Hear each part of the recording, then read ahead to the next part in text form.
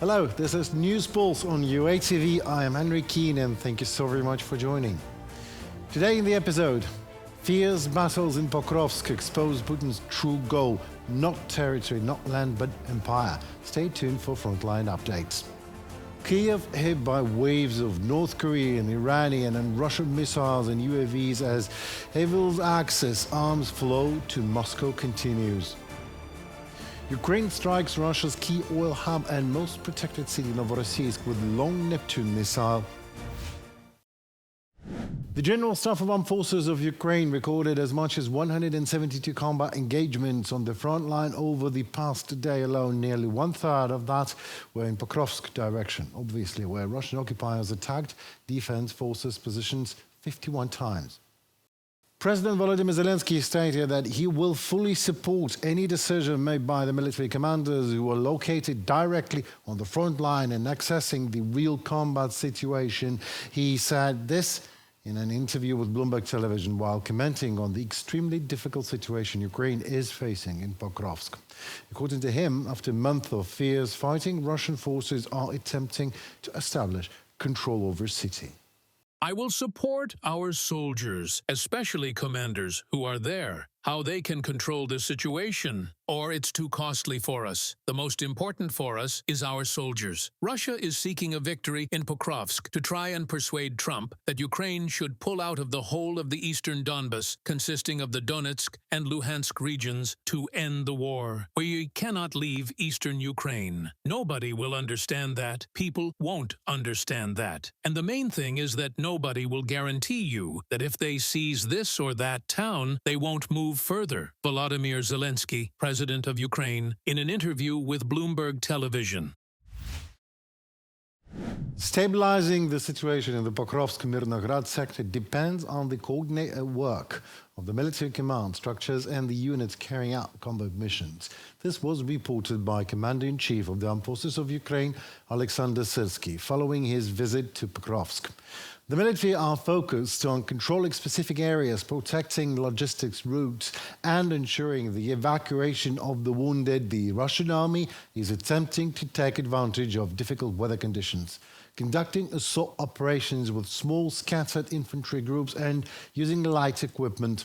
Over the past week, Ukrainian search and destroy operations have cleared 7.5 kilometers of territory in the Pokrovsk district of enemy sabotage and reconnaissance groups. There is no evidence of Russian control over the city of Pokrovsk, with Ukrainian forces being encircled, Syrskyi emphasized. Soldiers of the 425th Skalya, the Rock in English, regiment are systematically eliminating enemy forces who are suffering significant losses in the fierce combat clashes. Footage released by the General Staff of the Armed Forces of Ukraine shows the movement of the equipment, deployment of landing forces and operations of assault groups entering the eastern part of Pokrovsk town. The assault units are engaging in intense fighting near the railway, advancing to connect with positions already secured. According to the General Staff, 20 to 50 Russian soldiers are eliminated daily. The fierce battles for Pokrovsk have shown that for Putin, the war in Ukraine is not about land or territory, but about imperial ambitions, writes the Wall Street Journal. Analysts note that even before the full-scale war in Syrskyi, he claimed that Ukrainians and Russians are one people, and that Ukraine itself is Lenin's creation. On the eve of the full-scale invasion, Putin repeated this narrative in an address. The Russian dictator sees the collapse of the USSR, the Soviet Union, as the greatest geopolitical catastrophe of the 20th century. For him, the invasion of Ukraine is an attempt to rewrite history indeed and restore Russia's status as a superpower equal to the United States, the publication notes. Ukrainian defenders in Pokrovsk, the town was already in ruins, with bodies lying along the streets. This brutal battle demonstrates the Kremlin's true goal, not just to seize Donbas, but to restore Russia's influence in Ukraine and return Moscow to great power status. Despite the efforts of U.S. President Donald Trump, who has called on the sides to stop the killing and tried to seek a compromise on the territories, the White House's peace initiative is stalling. As analysts have noted, Putin is not bargaining for territories, but is fighting over history, symbols, and the restoration of the Russian Empire from the Wall Street Journal publication. What is terrorism? Terrorism, in its broadest sense, is the use of violence against non-combatants to achieve political or ideological aims. And this is exactly what Russia is doing. Hypersonic missiles and all kinds of drones in terrorist state of Russia has sent at Ukraine, mainly Kyiv, overnight. The civilian housing areas was hit voluntarily and specifically, just as terrorists do. Obviously, Putin's idea is as simple as it is terrorists, to demoralize Ukrainians, to make them say that ending the war in a way that Putin wants to end is righteous. We hear those voices quite often, voices like Putin or Viktor Orban, Hungary Prime Minister's voice that resonates to the Kremlin narratives. Do not support Ukraine, stop arming it, and the war stops. As simple as that. Look, says Putin, and Orban and him alike, again people died tonight, burnt alive in their own beds in the homes on Kyiv. Look how many died, men, women and children, murdered by Russia in the course of 4 years of its criminal Russian aggression. So, obey Russia, they say. Obey and it'll stop, said Putin and all Orbans around the globe. These people want Ukrainians to stop the war by yielding to the power of money and oil and brutal force. And some even say Putin recently stated he is ready to negotiate with Ukraine on peace. Well, of course he is, on his terms. And here what these terms actually are.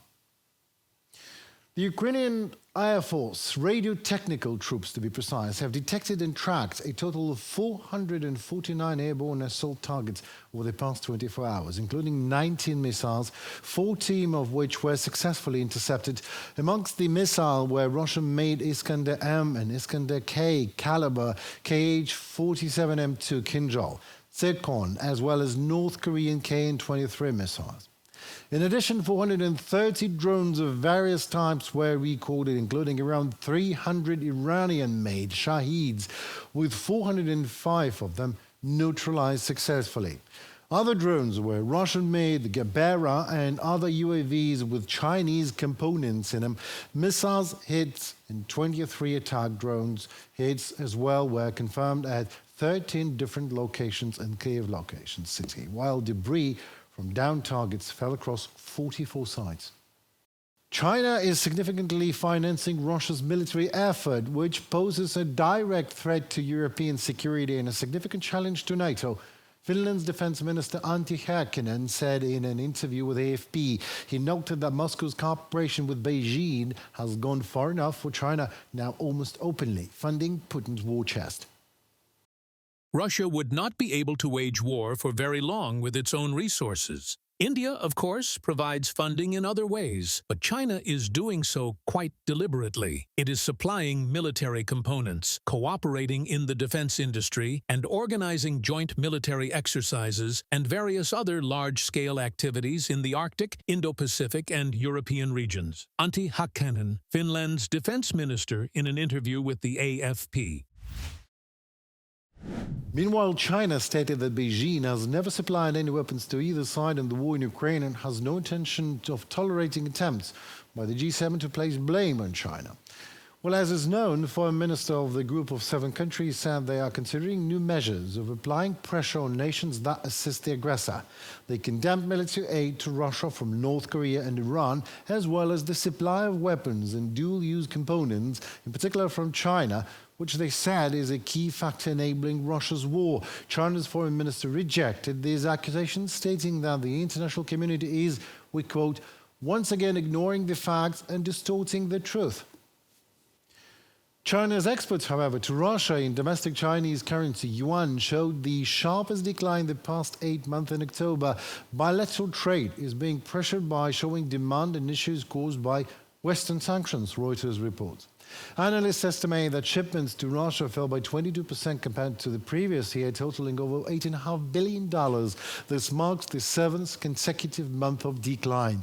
In September, exports dropped by more than 21%. Again, trade dynamics between Beijing and Moscow is inevitably weakening, despite efforts of both sides to shield it from external pressure, Reuters confirms.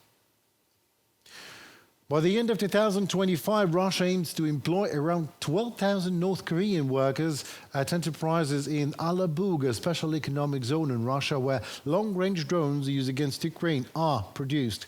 Workers are promised $2.5 per hour for 12-hour shifts. This highlights inhumane but deepening cooperation between the two dictatorships to continue the war against Ukraine. The Russian finance ministry borrowed a record amount in just one day, nearly 2 trillion rubles, the Moscow Times reports. This is due to a hole in the budget, which could reach almost 6 trillion rubles by the end of this year. The publication notes that the budget situation is becoming increasingly tense in Russia. Spending rate is already 21% higher, primarily due to a decline in oil and gas revenues. Russia has started selling oil at record discounts also. The Moscow Times reports on that. The price cuts are linked to US sanctions imposed on Russia.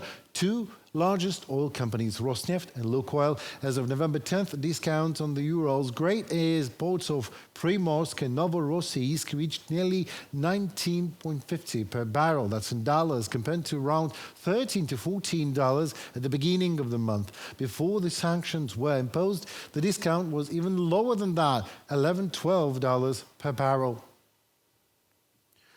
President Zelenskyy reported that Russia is rapidly losing oil production capabilities following a briefing by the head of the Foreign Intelligence Service, Oleg Ivashchenko. Zelenskyy noted that this year, for the first time since the full-scale war began, there is a noticeable decline in the processing of Russian fuel. The Ukrainian president also thanked partners who are delivering targeted sanctions onto enemy's shadow fleet. As a result, the Russians have started using fewer tankers, meaning less money for weaponizing their criminal aggression in Ukraine. By the end of this year, Russia will lose at least $37 billion in budgeted oil and gas revenues. Russian oil companies and the energy sector will lose tens of billions more. All of this is constraining Russia's military machine. Both traditional sanctions against Russia and Ukraine's long-range sanctions are proving effective. Directions for further sanctions pressure have also been identified. Volodymyr Zelenskyy, President of Ukraine, on Telegram. The security service of Ukraine and Ukrainian armed forces have successfully targeted the Novorossiysk oil terminal, Russia's second-largest oil export hub. Oil loading trucks, pipeline infrastructure and pumping units were damaged severely, and a major fire occurred at the site. Local air defense positions were also targeted, causing secondary detonations. The operation in parts included the launch of Ukrainian long-range cruise missile Long Neptune, which struck one of Russia's most heavily protected targets. As a result, a state of emergency has been declared in Novorossiysk. According to Reuters, Transneft has halted all oil operations through the harbor, highlighting the serious impact of the strike. That seems to be it for today. I'm Henry Keane, and let me thank you so very much, dear viewers, those of you who stand firmly for Ukraine. Please don't forget to subscribe to our channel so to stay tuned to what is happening in the world, presented to you by us, UATV, in Ukrainian perspective. Goodbye.